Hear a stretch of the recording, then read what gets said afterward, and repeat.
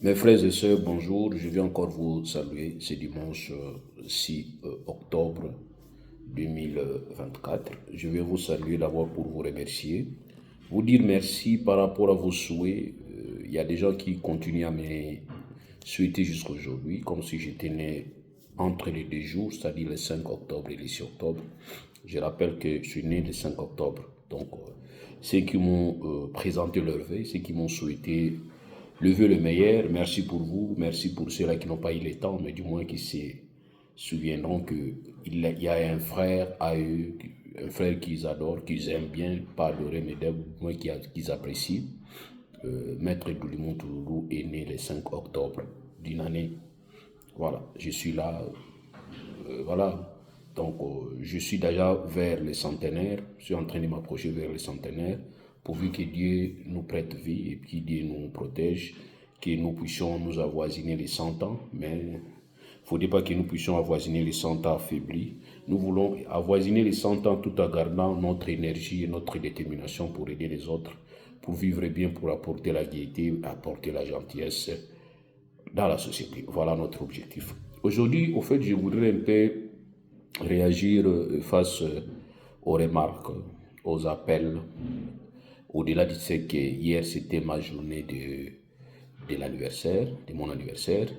Je ne me suis pas interdit d'essayer un peu de jeter les pics à nos amis de l'Union Sacrée, principalement de l'UDPS, qui commencent déjà à me comprendre pour certains et d'autres ne me comprennent pas encore.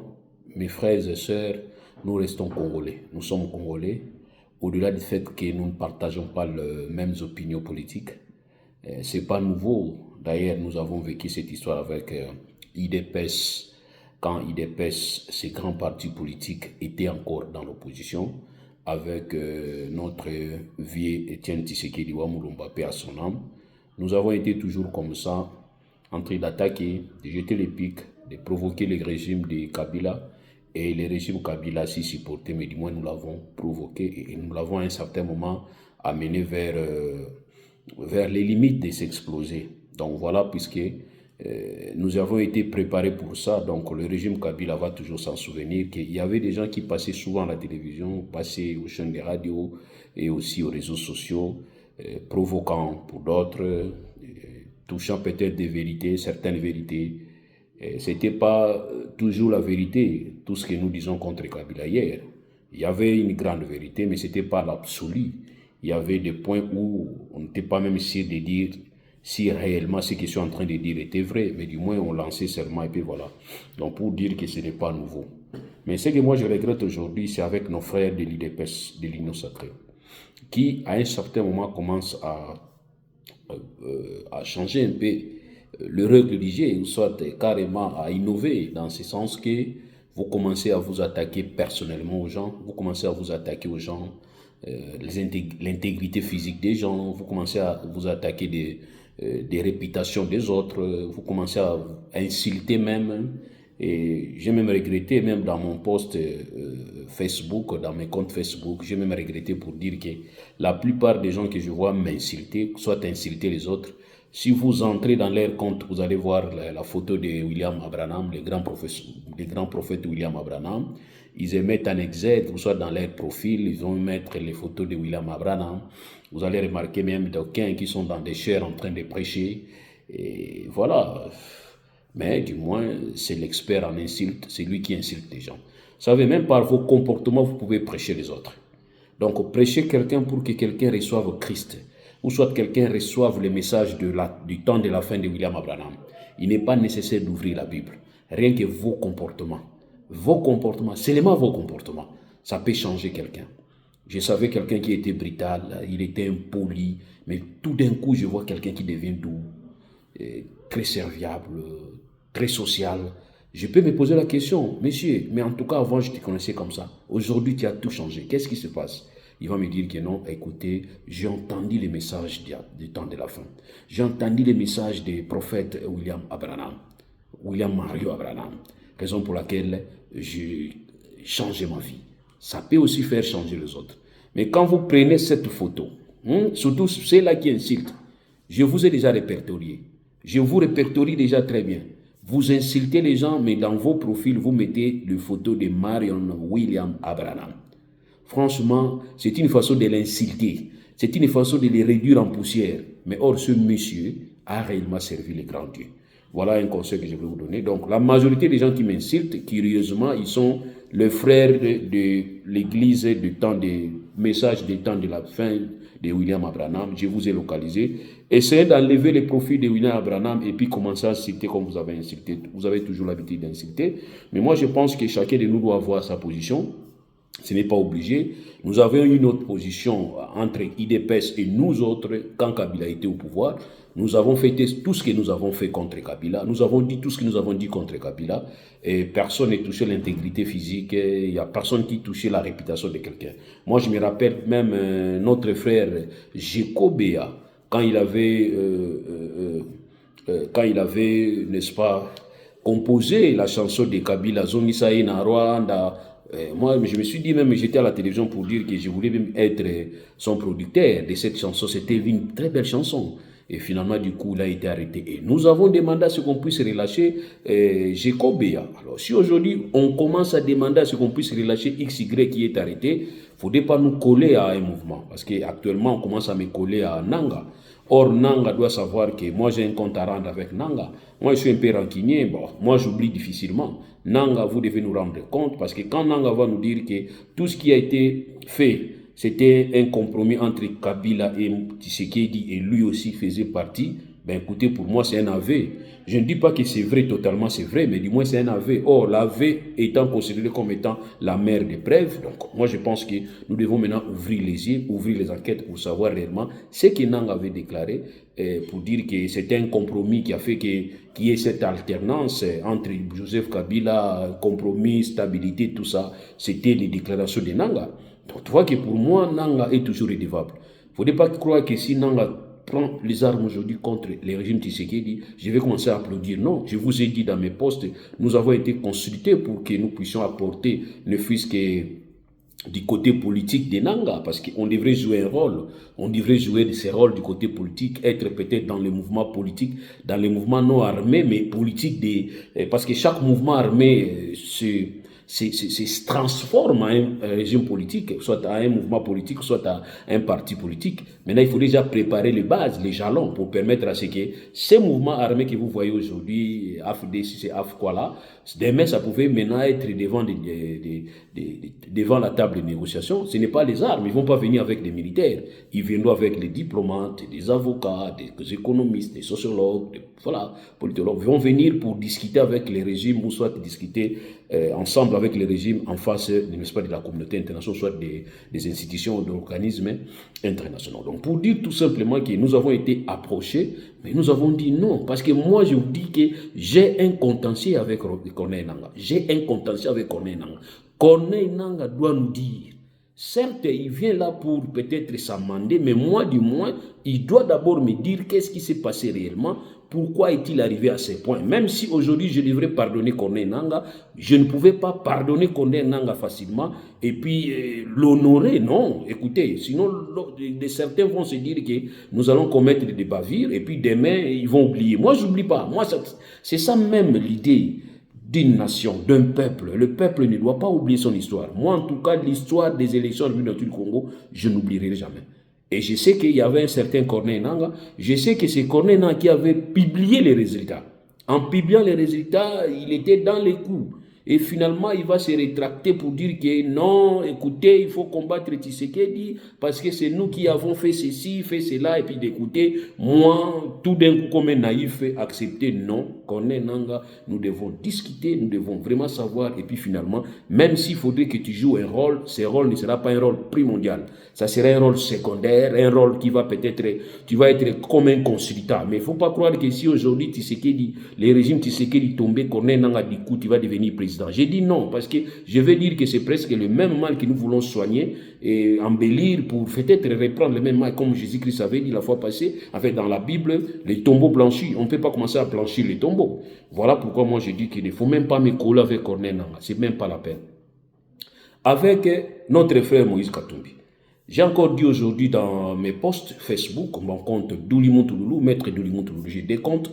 je publie dans tous ces comptes, j'ai dit que, écoutez, Moïse Katumbi, même si on pouvait défendre Moïse Katumbi aujourd'hui, cela ne voulait pas dire que tout ce que Moïse Katumbi a fait avant, aujourd'hui, il faudrait les mettre dans notre actif. Non. Moïse Katumbi, dès bien longtemps, je n'ai jamais partagé ma même opinion que Moïse Katumbi.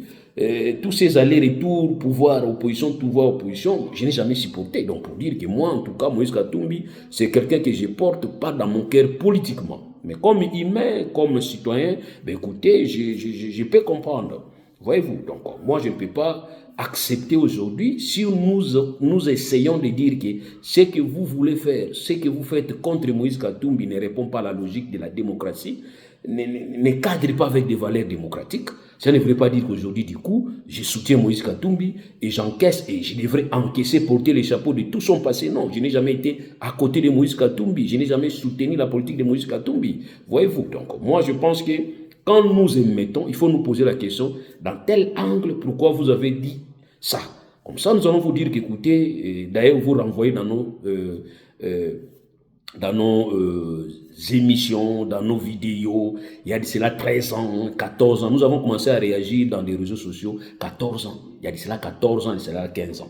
Alors ce n'est pas aujourd'hui que vous allez commencer à me poser des questions que je dois me justifier par rapport à ce que j'ai dit aujourd'hui, non. Bien avant, quand j'ai parlé, vous applaudissez. Et aujourd'hui, quand je vais commencer à vous reprocher, vous allez commencer à m'attaquer. Pour quelle raison? Voilà. Et idem avec Kabila. Kabila ne peut pas rentrer, ne peut plus rentrer. Ça, c'est l'esprit même du législateur. Mais aujourd'hui, j'entends les gens dire que Kabila doit rentrer et puis d'autres regrettent Kabila.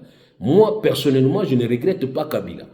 Je dis tout simplement que Kabila, c'est pour moi une page tournée.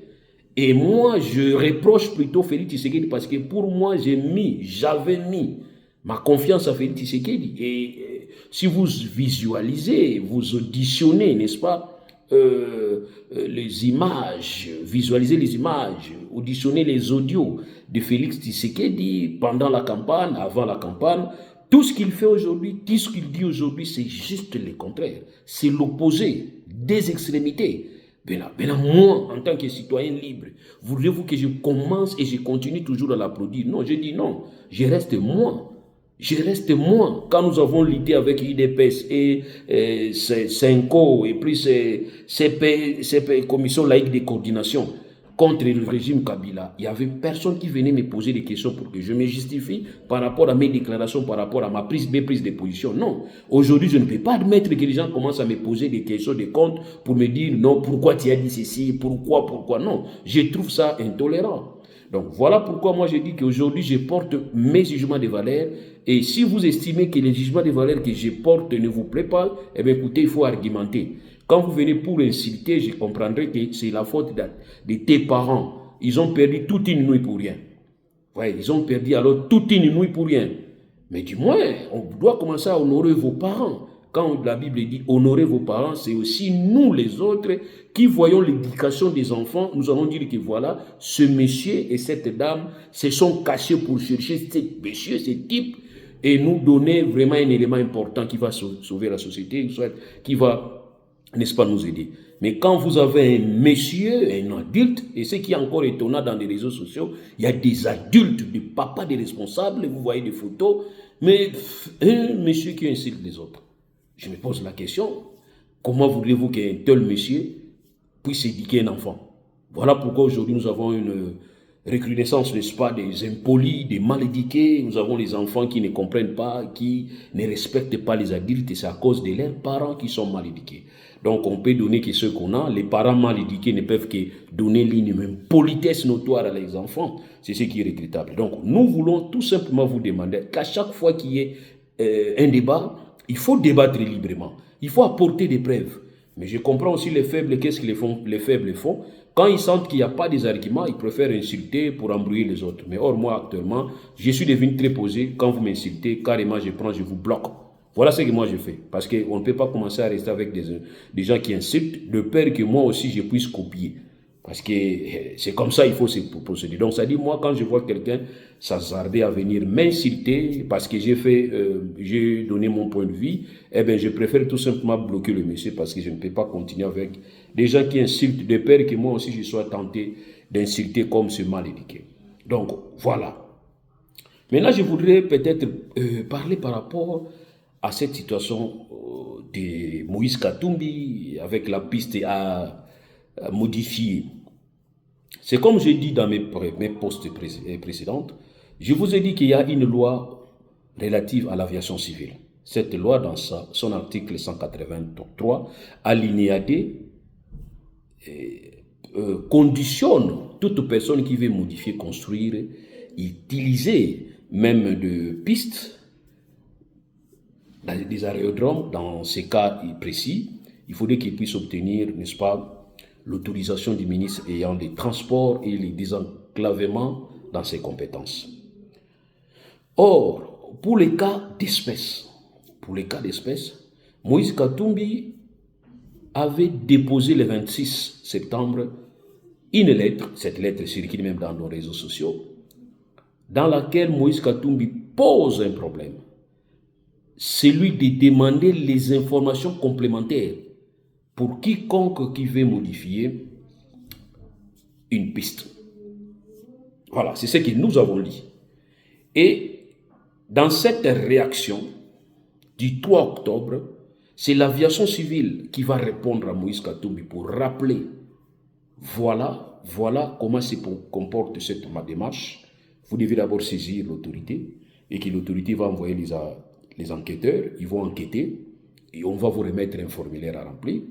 Dès lors que vous allez remplir le formulaire, on va constituer les dossiers et c'est dossier qui va être transmis au bon soin du ministre des Transports. Et le ministre va examiner avec ses experts, finalement avec le secrétariat général, pour permettre à ce qu'il de voir si on pouvait donner un avis par rapport à cette démarche. Donc, vous allez remarquer, tout va se passer entre le 26 et le 3 octobre. Maintenant, la question est simple. Dans la correspondance de l'autorité, vous allez rendre compte qu'il y a toute une panoplie de points que l'autorité a ouvert, c'est-à-dire le directeur juridique a ouvert. Au lieu de répondre à la lettre du 26, sollicitant de savoir des mesures complémentaires, on va détailler pour faire comprendre que voilà, d'ailleurs je vous transmets le formulaire, mais je vous rappelle vers le bas que vous avez fait fâcher la loi portant, la loi sur l'aviation civile dans son article 181, il y avait 81, 183 et puis d'autres articles. Ok, il ouvre la brèche, cette brèche ouverte va maintenant permettre à la structure qui recherche les infractions peut-être de se saisir. Or, jusque-là, le parquet ne s'est pas encore saisi. Le parquet ne s'est pas encore saisi. Maintenant, quand le parquet n'est pas encore saisi, savez-vous qu'au niveau de toutes les administrations, il y a ceux que nous appelons les OPJ, les inspecteurs, qui font d'office OPJ et qui dépendent judiciairement du parquet dans le cadre de constater des infractions. Donc, moi, je me dis, si Moïse Katumbi avait écrit la lettre le 26 septembre pour demander les formulaires complémentaires, les informations complémentaires, donc, il devait y avoir déjà un PV de constat d'infraction avant le 26 qui a été établi pour constater l'infraction dont question. Or, dans la lettre de Moïse, je n'ai pas l'idée que Moïse avait déjà dit que j'ai déjà commencé les travaux. Je ne sais pas, pour que la réponse du 3 puisse donner la réponse et prévoir des sanctions parce qu'il y a eu violation. Ça, c'est là où nous devons comprendre.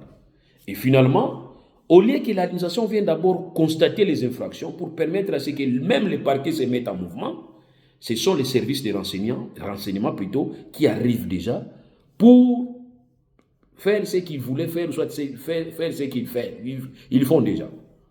Maintenant, moi, je me pose la question, qu'est-ce qui se passe? C'est ainsi, moi, j'avais dit, si la problématique telle qu'est posée par la lettre du 26 septembre et sa réponse accusant réception de la lettre du 26, si c'est dans cette si on peut circonscrire ça que par ces deux éléments, c'est ainsi nous avons dit, comme on vous a écrit le 26 et qu'avant les 26, il n'y a pas un PV qui va constater les fractions commises par Moïse Katumbi et que c'est lui qui vous saisit, il s'est livré à l'administration pour que l'administration essaie de voir comment régulariser. Parce que toute infraction n'est pas répréhensible. Ça, on doit se dire et on doit être d'accord. Comme ce monsieur est venu se livrer lui-même chez vous, donc il vient pour régulariser. Quand il vient régulariser, vous allez remarquer dans cette disposition de la loi de l'aviation civile, 186 alinéa 1, prévoit des modalités de sanction. Il y a la sanction pénale, et il y a aussi servitude pénale, et il y a aussi la sanction des amendes. Comme l'administration cherche à régénérer les recettes, l'administration ne sanctionne pas pénalement, l'administration va seulement faire un rapport, et dans ces rapports, on va maintenant établir les amendes, on se limite là-bas, et le PV va être transmis au parquet. C'est là où il y a une mention, nous transmettons ce PV. À moins que le ministère public en dise autrement. Nous avons fait taxer tel montant pour amende transactionnelle. Maintenant, une fois ces rapports arrivent au niveau du parquet, c'est le parquet maintenant qui va avoir maintenant l'opportunité. Faudrait-il ouvrir un dossier pour qu'il y ait aussi, en dehors des amendes, une sanction pénale, ou carrément, faudrait-il peut-être prendre le dossier classé sans suite parce que j'ai été informé. Voilà pourquoi est-ce que nous avons préconisé cette approche. Je me suis rendu compte bien après que ces dossiers doivent cacher un autre problème. Pour que ces dossiers soient pris au sérieux au niveau des renseignements, il y a des éléments. Les premiers éléments, c'est un élément purement normal et apparent. C'est l'élément du fait que la personne qui, moi je considère comme un bon samaritain, ne serait qu'un opposant du régime. Eh bien oui, un opposant du régime. Je disais que la personne ne pouvait être qu'un opposant du régime. Aujourd'hui, Moïse Katumbi pouvait bien finir le travail. Et il faudrait l'inauguration. Qui peut se permettre de venir inaugurer? Est-ce Félix Tshisekedi va-t-il s'amener d'aller inaugurer une piste, l'aérodrome, modifié, l'argent propre d'un bon samaritain qui serait son opposant? Nous disons non, il ne va pas aller. Je connais ce monsieur. Vous appelez peut-être la personnalité, moi j'appelle ça de l'orgueil. C'est tout à fait normal.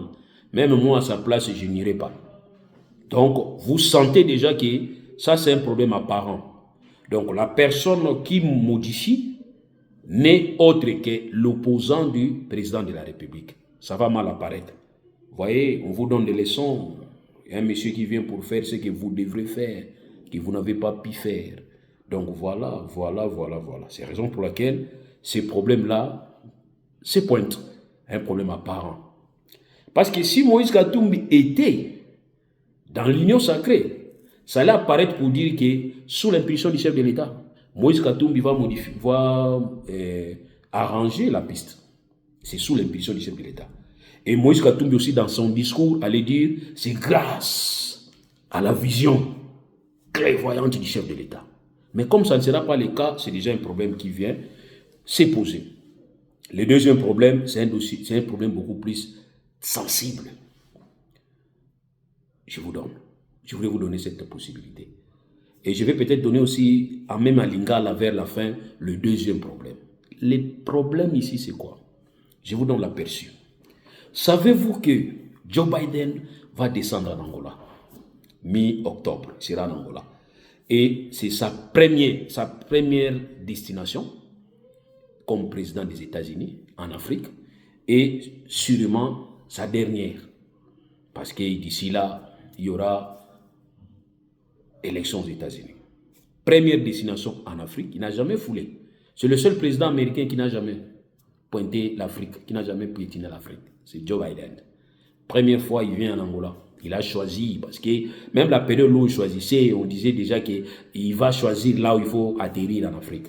Il a choisi Angola. Et ça sera sa première destination et sûrement sa dernière destination. Angola. Pourquoi Angola?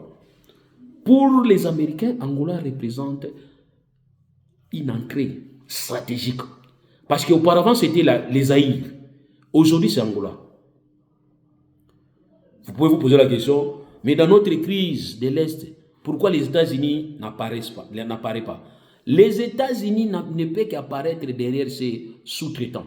Les sous-traitants ici dans ces conflits, c'est Angola. Donc, on vous renvoie vous tous vers l'Angola. Nous ne comptons que sur les accords d'Angola, de Luanda. Nous ne comptons que sur les accords d'Angola, de Luanda. C'est les États-Unis qui vont choisir maintenant l'Angola comme point de chute pour venir en Afrique.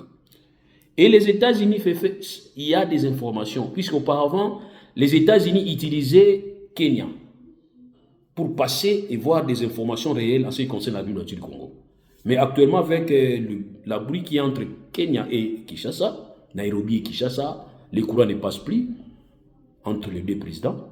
C'est ainsi aujourd'hui, c'est Angola qui va être propulsé pour conduire la sous-traitance des États-Unis. C'est Angola. Et encore, savez-vous qu'il y a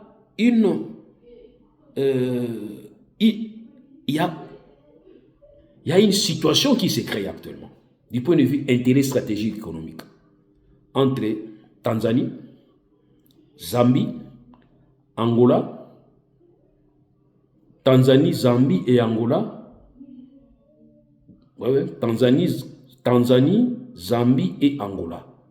Il y a un corridor. Le corridor, c'est le corridor de Lubito. C'est le corridor qui va maintenant se relier. C'est entre Angola, Zambie, RDC. Ce corridor. Or, ce sont les Chinois qui ont déjà défalqué 1 milliard de dollars américains pour créer ce corridor permettant plutôt qu'il y ait, n'est-ce pas, cette présence permanente chinoise en Afrique. Raison pour laquelle, quand ils sont allés en Chine, tous les présidents sont allés en Chine, comme vous aimez trop parler, notre président, nous lui avons dit qu'attention, avec quand les grands se battent, il faut toujours être très réservé. Nous lui avons dit attention, il ne faut pas trop parler, parce que c'est entre les Américains et les Chinois, il y a un combat caché. Entre les Américains et les Chinois, il y a un combat caché. Donc, dans ces corridors, les Chinois viennent pour donner l'argent, 1 milliard, pour permettre à ce qu'il soit visible et permanent en Afrique. Les Américains ont compris qu'ils risquent de perdre l'Afrique. Qu'est-ce qu'il faut faire? Il faut sauter premier. Maintenant, pour sauter premier, il faut venir reprendre ces corridors de Lubito vers Tanzanie, Zambie.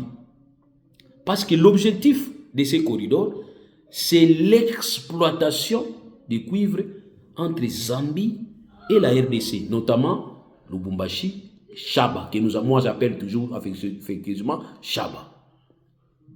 Et vous allez vous rendre compte que dans ce site d'exploitation, vers là où il y a cette piste, il y a un problème d'accessibilité. On peut bien accéder, faire transporter des marchandises par route, on peut bien faire déplacer, créer même ces corridors qui va être peut-être jumelé avec la voie terrestre et ferroviaire. Mais mettez-vous en tête, les grandes personnalités qui seront derrière ces exploitations ne vont pas utiliser ces deux voies pour se rendre dans leur site d'exploitation. Non, ils ne doivent qu'utiliser des pistes. Ils ne doivent utiliser que des pistes dédiées où peut-être leurs jets vont descendre, leurs hélicoptères vont descendre. C'est la raison pour laquelle Moïse Katumbi, ou soit il est dans ses coups, ou soit il se met dans ses coups, pour permettre à ce que tous ces milliardaires qui ne voient que leurs intérêts en Afrique, qui vont pérenniser leur présence en Afrique, permettent à ce qu'ils aient la facilité de prendre un jet et descendre là-bas. Or, ils ne peuvent pas venir descendre au niveau de l'aéroport de Lubumbashi. Ils ne peuvent pas venir descendre dans l'aéroport de Njili. Là, vous saurez que tel monsieur, prenant par exemple Bill Gates et à Kinshasa, ça va alerter tout le monde. Mais est-ce que savez-vous que des grands milliardaires arrivent là-bas? Mais ils utilisent quoi? Mais ce sont les pistes comme ça qu'ils utilisent. Ils ne viennent pas avec des visas, ils ne viennent pas descendre à l'aéroport de Njili ou bien à l'aéroport de Luano pour descendre et puis venir vérifier. Non. ils descendent, ils utilisent ce genre de pistes. Mais nous, on va nous dire que ces pistes vont peut-être servir pour les malades. Mais quels malades? Pourquoi ne pas, au lieu de créer les pistes, de modifier les pistes, pourquoi ne pas créer un hôpital moderne là-bas pour traiter facilement? Parce que c'est pas tout. Quand vous dites transporter les malades, est-ce que vous avez déjà vu transporter les pauvres dans un avion médicalisé? Vous avez déjà entendu parler de ça? Je vous donne l'exemple même du grand hôpital qui est créé à Kinshasa, que je salue sa mémoire, paix à son âme, l'hôpital Biamba-Mouto. Vous avez déjà vu les pauvres venir se faire soigner là-bas? Vous savez comment ça se passe là-bas? Je ne sais pas comment ça se passe, mais moi je ne pense pas que les pauvres peuvent se permettre de venir. Nous les pauvres, nous ce sont nos dispensaires. Alors pour qu'on puisse transporter un pauvre vers un village, vers un dispensaire, on utilise même les chipoy. Je ne suis pas sûr que c'est carrément il faut l'avion. Non, je ne pense pas. Donc pour dire tout simplement, partant de cette mise en scène, vous allez vous rendre compte que tout doit se mettre en ordre, tout doit se préparer. Comme nous, la République du Congo, nous, là où on parle de richesse de la République du Congo, au lieu que nous puissions peut-être y être, nous sommes des champions dans des caprices. Non, le président a boudé, le président s'est fâché. Non, on ne doit pas se comporter comme un monsieur de la rue pour diriger le pays. On ne doit pas se comporter comme un monsieur. Non, il faut vraiment vous imposer, il faut vous imposer à l'intérieur. Oui, il faut dénoncer à l'intérieur. Il faut utiliser les caméras qui seront peut-être braquées là où les travaux vont se tenir et pour, n'est-ce pas, poser aussi les problèmes de la vie du Congo, tout en restant peut-être réaliste et pragmatique, que d'utiliser cette politique du siège vide. Tant mieux, c'est aussi une façon de passer le message, mais ça paraît comme si ce sont des caprices. Mais or, peut-être il faut y être. Finalement, après, on va s'imposer. Aujourd'hui, on va vous demander à ce que nous puissions, n'est-ce pas, voir l'accord de Luanda pour régler la situation du République du Congo. Et puis l'OIF va nous promettre qu'elle va suivre la situation du République du Congo. Elle va suivre. C'est ce qu'on nous a dit, on va suivre. Le secrétaire général, nous savons, c'est parmi les personnes qui avaient, n'est-ce pas, monté l'agression de la République du Congo.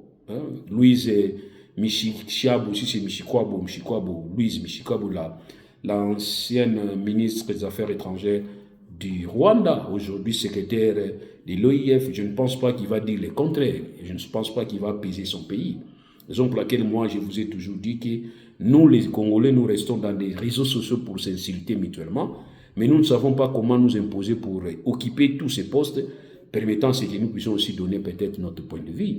Tous les organismes occupés par nos ennemis, pas par nos ennemis carrément, par des gens qui n'ont pas intérêt à venir du Congo, réprimer l'Ouest du Congo. Qu'est-ce que vous voulez? Vous croyez moi que l'OIF va être vraiment indépendante pour régler la situation de la République du Congo? Je ne pense pas. C'est leur point de vue, c'est mon point de vue. Voyez-vous, quand aujourd'hui on vous renvoie, pour vous dire, écoutez, nous demandons le démantèlement de M23 et le désengagement de l'armée rwandaise. Et aussi, nous demandons au gouvernement congolais de démanteler aussi les FDLR. Moi, je me suis posé la question. M23, c'est un mouvement terroriste. Un mouvement terroriste qui doit en principe être classifié, classé comme, je m'excuse, je l'ai dit sans sentiment. Je regrette ce qui se passe au niveau des Proche-Orient. Je suis contre les frappes aériennes d'Israël. Mais pour moi, Hamas, écoutez, Hezbollah, je considère tous ces mouvements comme étant des mouvements terroristes. Franchement, c'est mon avis. Donc, pour moi, Hezbollah, Hamas, M23, FDLR, ce sont des mouvements terroristes parce que moi, je ne suis pas apte, je ne suis pas artisan de la violence. J'aime qu'on discute, qu'on partage. Moi, c'est ça mon souci. Donc, discuter avec Israël, créer des pourparlers avec Israël, c'est ce que moi je veux. C'est ça mon souci. Discuter pour trouver des solutions là où il y a des problèmes, moi, c'est ça ma vision. Mais prendre les armes pour se battre, je viens de vous dire ici, nous avons été approchés pour être des noyaux de cette politique des alliances pour le fleuve Congo. Nous avons dit niet, on ne saura pas nous débarrasser de notre nature interne qui consiste à prendre le dialogue comme étant la bonne référence. J'ai toujours dit il y a longtemps que je n'ai jamais entendu que les gens qui se sont mis autour d'une table pour dialoguer, il y a une partie qui est décédée. Je n'ai jamais entendu ça. Mais par contre, j'ai déjà vu et constaté qu'il y a beaucoup de gens qui se sont lancés dans la guerre. Eh bien, écoutez, même le plus fort a perdu. Parce que moi, quand je me disais qu'avec ce que j'ai vu avec Poutine, de Satan 4, Satan 5, Satan 6, j'ai dit en tout cas, l'Ukraine ne va pas tenir. Mais aujourd'hui, nous sommes vers troisième année, nous tendons vers troisième année de la guerre entre l'Ukraine et la Russie. Donc pour dire que dans la guerre, il n'y a pas le moins, il n'y a pas le plus. Et il n'y a que des victimes. Même du côté faible, il y a des victimes, même du côté le plus fort, il y a des victimes. C'est ainsi, moi j'ai toujours préconisé les dialogues comme étant mode de résolution des conflits.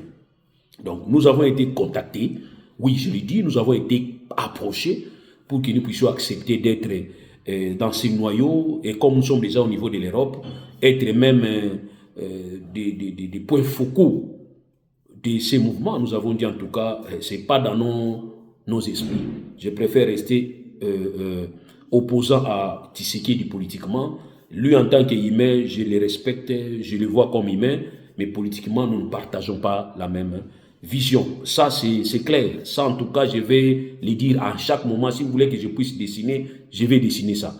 Mais dire que je prenne les armes contre mon pays, ça, en tout cas, il faut enlever cet esprit. Je ne le ferai pas. Et ceux qui prennent les armes contre leur pays, je me dis peut-être ils sont au bout de la patience. Ça, je ne vous condamne pas. Mais je dis tout simplement qu'ils sont au bout. Mais moi, la véritable approche, c'est qu'on se mette ensemble et qu'on parle, qu'on voit ce que nous pouvons faire et qu'il y ait des arguments. Donc, il faut être tolérant et avec des arguments. Donc, voilà pourquoi je vous dis que la guerre qui se passe en République du Congo va actuellement changer, va changer la physionomie. Va sûrement changer la physionomie. Elle est une guerre stratégique. Donc, on n'a plus besoin des gens qui parlent. Les régimes en place fait parler des gens qui ne maîtrisent pas les contours de ces dossiers. Il faut faire parler des gens qui réfléchissent, des gens qui peuvent apporter pour bloquer intellectuellement. Pas des gens qui viennent insulter, non, qui peuvent apporter. Donc, nous devons nous restituer dans cette logique. Nous devons nous situer dans cette logique, savoir qu'il y a un méga projet, et ces projets financés par la Chine a déjà défalqué 1 milliard. Vous étiez là-bas en Chine, on vous a dit, la Chine veut venir. Or, là où il y a des Chinois, derrière les Chinois, il y a toujours des Russes. Mais oui, il faut comprendre parce qu'il y a un axe Chine, Russie, Iran. Il y a cet axe-là, Chine, Russie, Iran. Donc là où il y a des Chinois, sachez que les Russes sont derrière. Là où il y a des Russes, il y a des Chinois derrière. Voyez donc, pour vous faire comprendre que nous sommes en train de basculer vers le vrai double bloc, le vrai deux blocs qui dirigeait le pays, qui dirigeait le monde pendant les années de la perestroïka, avant les années de la perestroïka. Vous voyez, donc moi je crois peut-être nous devons, ce que Mobutu disait, rendez-vous du donner, du recevoir, être prêt pour que les trains de l'histoire, nous ne puissions pas rater les trains de l'histoire. Donc voilà la situation qui se passe. La Chine veut renforcer sa présence en Afrique. Et finalement, les Américains se rendent compte que nous ne pouvons pas dormir. Nous aussi, nous devons nous réveiller. Joe Biden arrive en Angola pour permettre à ce qu'Angola puisse rayonner et pour permettre à ce qu'il puisse récupérer et combattre la présence chinoise en Afrique. Et les trois pays qui vont vraiment être dans le viseur des États-Unis, c'est l'Angola, et vous prenez la Tanzanie, et aussi vous prenez la Zambie et la République du Congo. Ils veulent créer ces corridors pour permettre à ce qu'il y ait liaison entre Zambie et Lubumbashi pour qu'ils puissent s'ouvrir vers l'Atlantique, permettant à ce qu'il y ait des exportations de leurs marchandises, de leurs richesses qu'ils vont récolter au niveau de Tanzanie et Zambie, disons de Zambie et Shaba, c'est-à-dire Katanga, pour que cela puisse, n'est-ce pas, s'orienter, se transporter par voie fluviale, d'abord par voie routière, c'est ça les corridors, et puis ça sera, n'est-ce pas, juxtaposé avec la voie ferroviaire. Voilà l'idée de cette stratégie. Maintenant, nous devons être aux aguets, nous devons être informés, et puis pouvoir permettre à ce que nous puissions apporter pour préserver notre intégrité, notre tranquillité. Et quand la réponse aujourd'hui nous a été posée, parce que hier, c'était Mouzé Laurent Désiré qui s'est posé des questions. Mouzé va dire, une fois, qu'est-ce que vous les Américains, qu'est-ce que vous les anglophones, vous obtenez chez Kagame et que moi je ne peux pas vous donner? On n'a pas répondu à cette question. Et je sais pourquoi ils n'ont pas répondu à cette question. Parce que pour eux, on ne peut pas armer un rebelle. Donner les moyens à Mouzé Laurent Désiré Kabila, c'était donner les moyens que Kabila Mouzé pouvait se servir pour les anéantir, c'est-à-dire les grandes puissances. Donc cette question, valait la peine, mais il n'était pas question qu'on puisse répondre à cette question. Mais aujourd'hui, les Américains, les Chinois nous posent cette question et nous posent cette question, je peux dire que servie dans un plateau d'or. Voilà la stratégie, c'est ça la stratégie. Les Chinois veulent renforcer leur présence en Afrique. Les Américains se disent non, nous ne pouvons pas dormir, il faut y aller. Maintenant, c'est là où la fille va se dire que comme il y a deux messieurs qui sont tombés charme, qui sont tombés sous ma beauté, il est question maintenant que moi, que je fasse un peu ce que nous appelons des caprices. Mais la République du Congo est distraite. C'est ça le problème, très distraite. Nous sommes que là en train de faire des caprices, nous sommes que là en train de pleurnicher et pleurer. C'est le moment maintenant de nous définir pour dire que qu'allons-nous faire? Réfléchissons. C'est moi je crois peut-être c'est ça, ça pouvait être même le thème même du dialogue. Qu'est-ce qu'il faut faire face à cette avancée? Qu'est-ce qu'il faut faire face à ces réveils des grandes puissances qui veulent venir? Parce que si vous voyez la Zambie, si vous voyez la Tanzanie, vous voyez l'Angola, tout ce qu'ils ont, nous l'avons plus. Donc, c'est-à-dire viser, leur visée, ce n'est pas ces trois pays, Tanzanie, Zambie et Angola. Leur visée, c'est la République du Congo. C'est la République du Congo. Maintenant, nous-mêmes, nous sommes incapables. Vraiment, nous sommes incapables. Prenons l'exemple de ces corridors qui coûtent 1 milliard. Mais avec l'argent que nous volons nous-mêmes, mettons-nous d'abord nous-mêmes, l'argent que nous-mêmes nous volons, il y a un ministre seulement qui va surfacturer à 450 millions de dollars américains. 450 millions de dollars américains. Et on va nous apprendre que, semble-t-il, les présidents toucheraient des millions de dollars américains. Si c'est 20 millions, si c'est combien? Combien, je ne sais pas.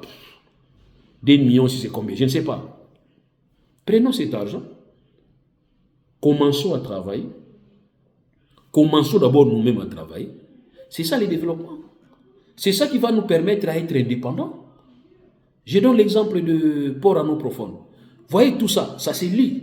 Même l'histoire de Port en eau profonde va se lier à ces corridors. Parce que pour évacuer le cuivre, pour évacuer tout ce qui va être collecté au niveau des Zambie et Afrique Zambie et Angola, et Zambie et la RDC, vers Chaba, ça doit passer par ces corridors. Nous ne devons pas être distraits parce que sinon, ça risque d'aller vers l'Angola et nous, notre port en eau profonde sera peut-être géant pied de fragile. Un éléphant blanc, c'est ce que nous craignons. Or, il faut déjà anticiper, n'est-ce pas? Nous devons finir notre port en eau profonde pour permettre de leur dire, si vous ne tenez pas compte de notre sortie de port en eau profonde, nous aussi, nous n'allons pas nous hasarder à suivre votre corridor qui risquerait de partir vers l'Obito et partir vers l'Angola tout en nous échappant. Voilà le vrai problème. Donc, c'est nous qui devons nous imposer. Or, pour que nous puissions nous imposer, il était d'abord question que nous puissions finir notre propre travail qui demandait que 3 milliards de dollars. Ces ports ne demandaient que 3 milliards de dollars. Or, dans notre caisse de matelas que nous appelons réserve d'échange, nous avons eu 3 milliards de dollars. Donc, moi, je me suis dit, on pouvait déjà commencer les travaux avec 1,5 milliard. Comme ça, les autres partenaires extérieurs vont venir et nous allons leur dire que non, étant donné que nous avons nous-mêmes commencé l'affaire avec ce que nous avons comme moyen, vous apportez comme ça, dès lors nous allons faire la distribution des parts pour que la République du Congo se retrouve avec une part consistante. Mais aujourd'hui, on va nous dire que nous faisons l'appel pour que les gens viennent construire les ports en eau profonde, que la République du Congo va se retrouver avec 10%. Nous ne sommes pas des commissionnaires, nous sommes des propriétaires. Je n'ai jamais vu un propriétaire devenir un commissionnaire, toucher la part d'un commissionnaire. Non, c'est parce que nous ne voulons pas nous affirmer. Affirmons-nous pour que ces ports soient totalement congolais. S'il y a l'argent, prenons les 3 milliards, versons là-bas. Vous avez organisé des élections bâclées avec 1 milliard. C'est ainsi les sauteurs se posent la question, pourquoi organiser des élections dépensées? Parce que le seul président va rentrer. C'est lui qui va organiser, c'est lui qui va gagner. Ou soit s'il ne gagne pas, il va chercher qui faire gagner. Pourquoi là vous organisez des élections? À un certain moment, je me suis posé la question. 1,3 milliard, vous avez gaspillé. Or, avec 1,3 milliard, on devait déjà commencer ces ports en eau profonde et ça pouvait peut-être attirer les autres à venir se greffer pour permettre à ce que nous puissions avoir déjà notre port en eau profonde. En attendant que ces corridors soient ouverts, pour que nous puissions nous imposer pour dire que voilà notre port en eau profonde. Si ces corridors devraient suivre les schémas, cela devrait passer aussi par notre port en eau profonde pour nous permettre, nous, la République du Congo, de aussi faire bénéficier de notre port et que les ports, il y a que des gens qui travaillent là-bas qui vont aussi bénéficier et l'État aussi va bénéficier. Voilà ce que nous avons pensé vous dire aujourd'hui. Vous dire que nous devons contribuer pour la République du Congo. Nous sommes certes les gens qui ne partagent pas vos points de vue, mais en ce qui concerne la République du Congo, c'est notre point commun, c'est notre dénominateur commun. Nous voyons que l'intérêt de la République du Congo, la République du Congo, je ne pense pas que si aujourd'hui le Congo joue avec la France, je vais soutenir la France parce que la France m'a accueilli. Non. Et les Français savent, les jours où nous allons jouer avec la RDC, ce monsieur que nous nourrissons va, n'est-ce pas, soutenir son pays. Nous avons vu comment est-ce que le Sénégal avait bâti la France, comment est-ce que les Sénégalais portaient leur drapeau ici. Il y a d'autres Sénégalais qui étaient des demandeurs d'asile, des exilés, mais du moins, ils ont porté les drapeaux du Sénégal. Nous aussi, c'est idem. Donc, nous aimerons toujours vivre avec notre pays, bien que nous n'avons pas la possibilité de venir calmement revivre. On nous appelle, venez, venez, mais nous vous disons, on ne peut pas venir dans telles circonstances, dès lors que vous vous organisez pour aller arrêter les gens, parce qu'ils vous ont reproché, vous vous organisez. Ça, on ne peut pas admettre. Vous voyez, on ne peut pas admettre cette intolérance que nous subissons au niveau des réseaux sociaux. Je me dis moi-même, heureusement que je suis en l'abri. Je suis en abri, pourquoi? Parce que si j'étais en République du Congo, les gens qui incitent peuvent venir même te tuer, parce qu'ils se disent que tu le mets mal à l'aise. Voilà, mes chers frères, ce que je pouvais vous dire aujourd'hui. Il y a des stratégies que nous devons voir et nous faisons des analyses. Nous aidons aussi certains, parce qu'il y a d'autres qui sont nos abonnés, qui nous suivent, parce qu'ils ont quand même des choses. Vous ne cherchez pas seulement à voir là où j'ai incité le président de la République. Vous vous dites vous-même que ce monsieur nous a aidés. Donc je vous dis que c'est un problème purement sécuritaire. Les dossiers Katumbi pouvaient donner cet aspect. Mais il faut d'abord vérifier, faire des enquêtes. Il ne faut pas les faire parce qu'il est opposant à Tshisekedi. Il faut carrément faire plaisir à Tshisekedi. Toi aussi, Tshisekedi, tu n'es pas obligé chaque fois de dire aux gens, fais-moi plaisir. Non. S'il y a quelque chose que vous sentez que ça ne va pas dealer à moi pour permettre à ce que je puisse changer. Donc, si Moïse Katumbi se met dans l'idée qu'il doit nuire la République du Congo en modifiant cette piste, eh bien écoutez, il faut vraiment désamorcer. Si vous sentez que Moïse Katumbi était là, mais c'était par erreur ou soit par plaisir, parce qu'il y a des gens qui veulent dépenser l'argent pour se faire voir, eh bien écoutez, il faut lui dire, monsieur, nous allons t'aider à dépenser l'argent. Finissez ici, nous allons encore te donner une autre piste. Nous allons te donner 10 pistes. Oui, ça peut aussi être. Nous allons te donner 10 pistes. Oui, moi je me rappelle, c'était à cette époque, j'étais à Masikita. Il y avait un vieux là, je ne sais pas comment il s'appelait encore. Il a commencé à faire même des macadam. Masikita vers Ipen. L'État est venu lui dire, c'est bien, comme ça nous allons te donner les aïrs pour que tu puisses macadamiser, mettre des asphaltés. Ce monsieur s'est dit non, monsieur, merci, je laisse. Il a laissé. Donc faire ça, il faut se faire accompagner, ça c'est vrai. Faire ça, il faut avoir l'autorisation, ça c'est vrai. Si cela n'a pas été fait et que finalement il vient se livrer, il était question que vous puissiez les récupérer, régulariser, faire payer des amendes et dis-lui, n'est-ce pas? Il faut maintenant faire par rapport à ça pour permettre à ce que vous puissiez aussi rendre un service, n'est-ce pas, à l'État. Mais du moins, par rapport à son statut d'opposant, je ne pense pas que vous allez me dire oui. Vous allez refuser parce que vous allez comprendre que comme si quelqu'un vous a marqué les billes dans votre propre camp. Ça, il faut comprendre. En ce qui concerne aussi l'autre aspect sécuritaire, je viens de vous dire que j'ai essayé d'analyser. Je ne dis pas que 100% c'est vrai. J'ai essayé d'analyser pour dire que peut-être, Moïse Katumbi est dans les coups. Peut-être comme opérateur économique prévoyant, il a plusieurs amis, plusieurs agendas. D'ailleurs, c'est lui qui avait fait donner l'envie à notre chef de l'État de vouloir trop voyager. Parce qu'il voyageait toujours avec Moïse Katumbi. C'est lui, semble-t-il, qui payait les billets. Moïse Katumbi qui payait les billets. Là, pendant l'opposition, Genval, tout ça, les allers et tout. Il paraîtrait que c'est Moïse Katumbi qui payait. Donc, sûrement, c'est Moïse qui a donné les goûts de voyage à Félix Tshisekedi. Voilà. Il peut aussi arriver que Moïse tombe dans cette conversation, comprenant que ce corridor va être financé par la Chine. La Chine a déjà débarqué 1 milliard. Et que les États-Unis s'empressent de venir contrecarrer la Chine pour voir dans la mesure comment récupérer ce système de corridor. Et que ce corridor va relier l'Obito, c'est-à-dire Angola, et puis Katanga, Zambie, pour permettre à ce qu'ils puissent tomber dans l'Atlantique. Et aussi, sachant que les grands milliardaires, les grands opérateurs économiques qui vont être derrière ces activités ne peuvent pas venir par route, ne peuvent pas utiliser les trains, ils vont utiliser leurs jets et il faut chercher là où les jets vont descendre. Du coup, les jets ne peuvent que descendre dans des pistes aménagées ainsi. Peut-être c'est dans ces cadres-là que Moïse s'est dit non, moi aussi, il vaut mieux que j'entre dans cette histoire. Peut-être. Moi, je dis peut-être. Mais il y a d'autres histoires que nous entendons. Il paraît, il va faire ça pour, je ne sais pas, pour la rébellion. Moi, je me pose la question. Quelles sont nos relations avec la Zambie?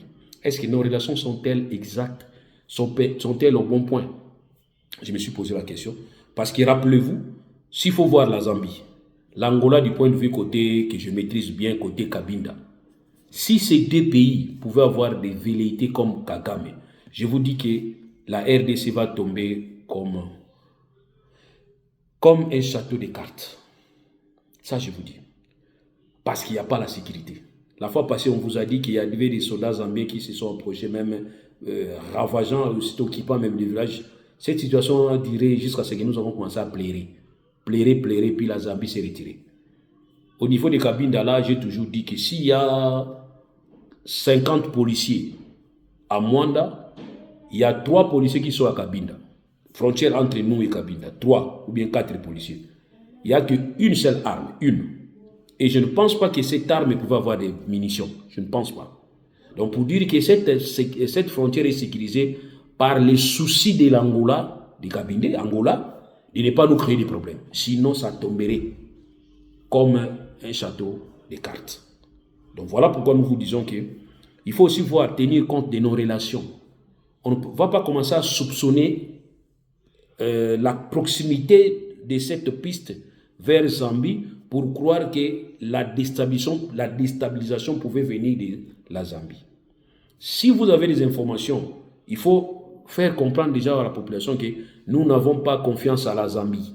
Mais si vos relations sont bon fixes, je ne vois pas pourquoi vous allez commencer à soupçonner jusqu'à telle enseigne que vous démontrez comme si cette piste représenterait un danger parce que ça peut venir des Zambies. Cette piste peut être modifiée à l'est, au sud, mais il y a un avion qui quitte au nord pour venir atterrir là-bas. Pas seulement carrément Zambie. Ok, pas nécessairement Zambie. Voilà ce que j'avais peut-être à vous dire. Vous nous haïssez pour rien. Nous sommes vos frères, nous sommes frères et sœurs. À tous les services de renseignement, de sécurité, changez votre modèle de travail. Vous devez travailler pour la République du Congo. Vous devez faire des analyses. Lesquelles analyses vous devez commencer à envoyer comme des informations. Et une fois les informations parvenues au niveau de la table de dirigeants, vous devrez être obligé de décider. Parce qu'il y a toujours cette tripartite, cette trilogie qui consiste les renseignements récoltés, les renseignements transformés par des analystes. Et dans tous les services de renseignement, il va y avoir des analystes qui vont commencer à examiner les problématiques. Vous examinez, vous transformez les renseignements obtenus comme des informations et quelles informations vous allez transmettre à qui de droit pour permettre à ce qu'on puisse se décider. Voilà ce que moi je pense. Et vous avez transformé vos services au mouroir, vous avez transformé vos services au prototype de l'enfer, vous avez transformé vos services là où il faut torturer les gens, là où il faut sodomiser les gens. C'est ce qui est regrettable. Et ce qui est encore grave, le même monsieur, les mêmes individus qui ont travaillé avec Mobutu, ils vont travailler avec Mouzé, ils vont travailler avec Kabila Lepé et Kabila Joseph. C'est le même qui travaille aujourd'hui avec Félix Tshisekedi. Et avec les mêmes pratiques. Ça, c'est désolant. Or, il faudrait humaniser, comme Tshisekedi l'avait dit. Humaniser, c'est-à-dire rendre un travail bien. Travailler comme votre décret instituant l'ANER vous préconise. Travaillez calmement, vous récoltez des informations. Incapable de récolter des informations, on vous distrait, on nous surprend par-ci, par-là, mais vous êtes que là en train d'arrêter les gens qui contredisent, les gens qui donnent leur point de vue. C'est pas bien. Donc nous sentons que nous pouvons contribuer pour la vie du Congo, mais les vrais problèmes, nous sommes mal à l'aise, vous nous inquiétez, vous nous menacez, la raison pour laquelle nous avons préféré d'abord sortir et puis voir dans la mesure du possible. Nous devons rentrer, nous allons rentrer.